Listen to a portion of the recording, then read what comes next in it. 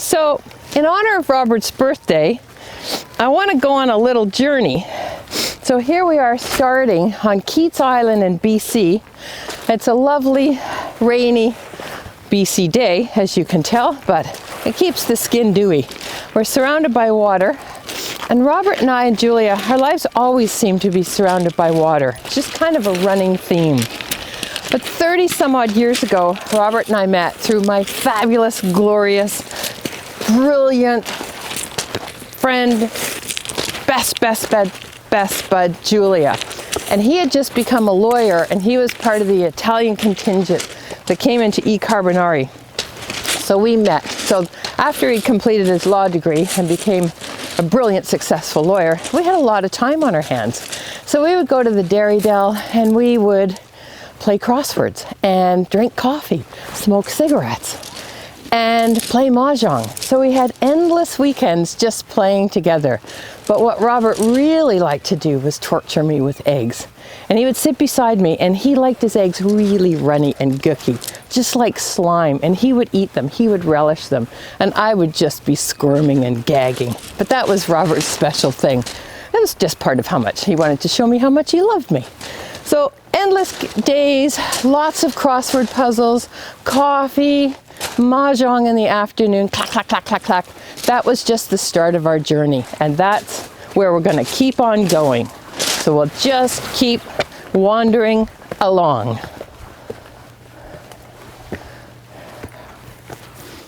The next part of our story is Robert getting a car. So he was the first one to get a car. We were young then, and it just led to a whole new world of freedom for us. Robert had a car, so he'd take these crazy weekend trips, just going out exploring, stopping in funny little southern Ontario towns, shopping, going to pubs, antique shopping. We loved to hunt for antiques and treasures. But it also took us to Snake Island, which is one of our most favorite places. Again, water. So there was always like lots of swimming and water games and people coming to visit and cooking and reading and having cold beers on the dock. Just endless fun and lots of laughter. Sleeping in the bunkies, playing guitars, just laughter. So there's kind of a theme here, as you can see. It's always involving water, swimming, cooking, reflecting, and resting.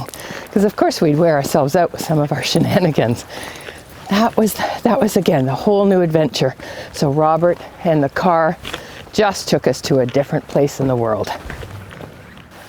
So the next part of our story involves parties, lots and lots of parties. But because we had a car, and because we could get to Snake Island and various other places, such as Alfredo's cottage, we could have more different themed parties. We had parties that involved charades and acting out ridiculous things. Out of Africa, a passage to India. We're never sure which one was which. What else did we act out? Woodstock. Just silly things. We just loved parties. We had backyard parties. We had Christmas parties. We had dress-up parties. We had silly 60s parties. We had whitewashed basement, elaborate Christmas dinners. We had theme parties for birthdays, which ended with, best of all, Molly. Robert getting Molly. That was his 40th birthday. Parties, charades, and Pictionary, of course. These were Julia's mad skills of getting everybody involved and participating for these elaborate weekends of brilliant parties. So no film about Bob would be complete without talking about his love for movies. And he still loves movies. It's just one of his most favorite things in life. And Robert and I used to go to a lot of movies together, and we loved to laugh. Oh my Lord, we just wanted to laugh. Of course, we'd go to really poignant ones, and we'd drag each other along to watch 9 hours of some Bertolucci film or something, but best of all, we loved to laugh. And one of our most favorite film of all times was one called Orphans. There was a famous scene. I'll just kind of tell you the story of it here. There was a famous scene. Albert Finney came in to rescue these two dead-end kids, Matthew Modine and Kevin Anderson. And Treat, who's Matthew Modine, is just an out-of-the-control kind of young punk gangster. And Albert Finney is a very accomplished gangster, and he's trying to trying to teach Treat how to control his motions. So they act out this scene where there's a big black man sitting on a bus. Big black man. He's taking up like 3 seats. And he's like this, and he's singing, "If I had the wings of an angel." If I had the wings of an angel. He's singing, Harold. Oh, It's all right. Fuck is he singing about? The black guy didn't sing. It's all right. You just concentrate on your part. Back to the arms of my poor lover. I'm concentrating. Right. You sit down. The bus is So it goes on, and you can see Treat. He's just kind of losing his mind. And then the big black man says, "I had my balls shot off in Vietnam. I can't move. Man, do you know how hard it's?" And he's sitting there, and Treat's just like, Help me, somebody! I'm in pain! Won't somebody please give me a seat? Here, mister. Take my seat, please. But I can't sit there! just one thing. We loved Orphans. We loved Flirting with Disaster, Mrs. Doubtfire. Just ridiculous things that happened all the time.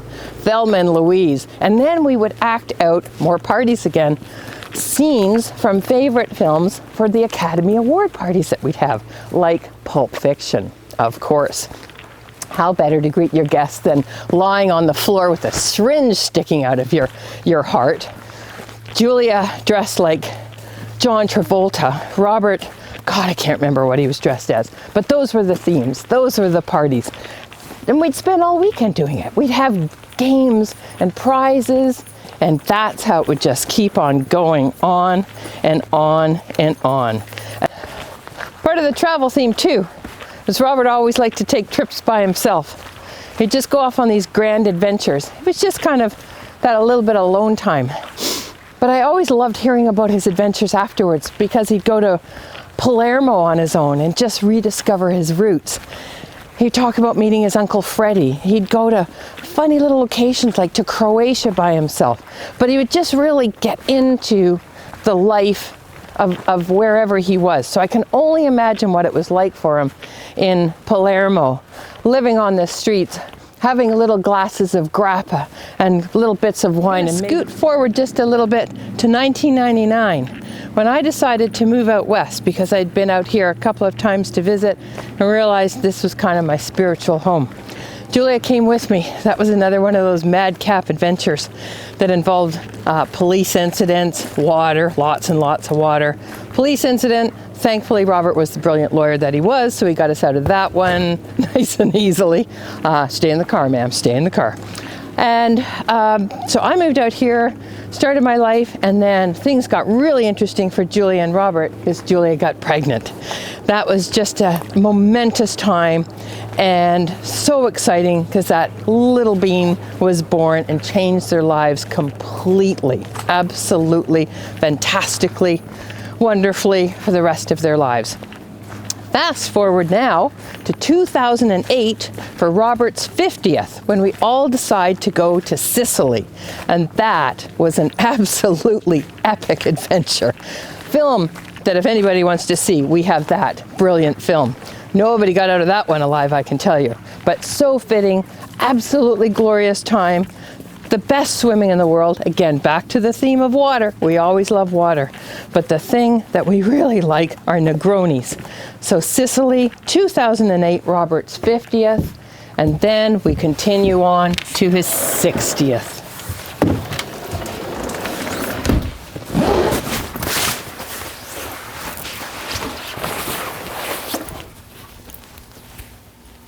So, to wrap this all up, and after a really long day of playing, we're going to do one of my most favorite things that I still love. We're going to have a Negroni. We're going to go in and take a look and see what's going on. And it's been a day of playing, and there's Scrabble and crosswords. That's the best.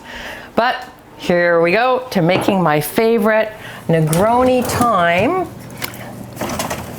Kind of goes with the whole theme of The Godfather and everything else. And I've got a little pre-mixed Negroni, because I like to kind of age them for a bit. So we're just gonna pour this deliciousness into here. Oh, a thing of beauty. Delicious.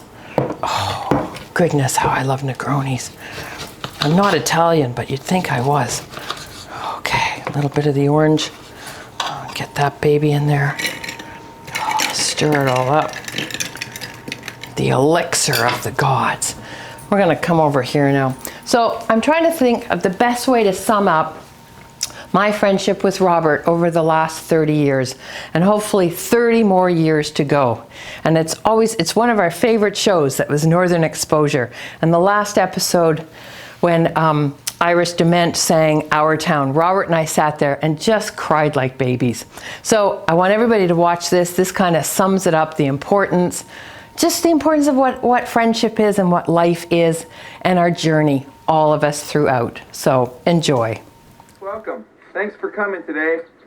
I guess you know I've been out here now for some days, groping my way along, trying to realize my vision here. Started concentrating so hard on my vision that I lost sight. Come to find out that it's not the vision.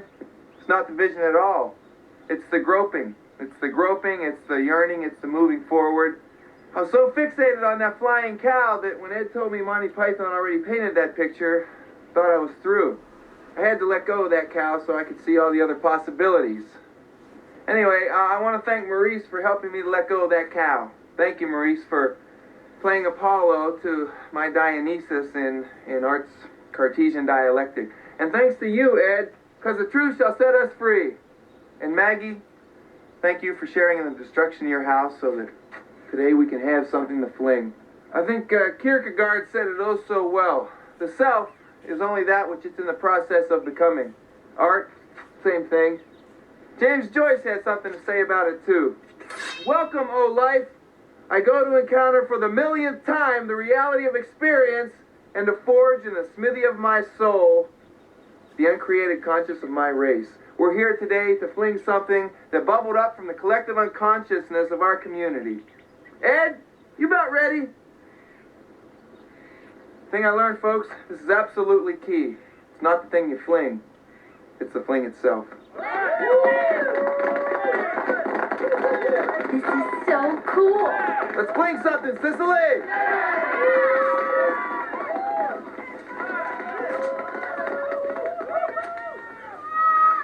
One, two, three.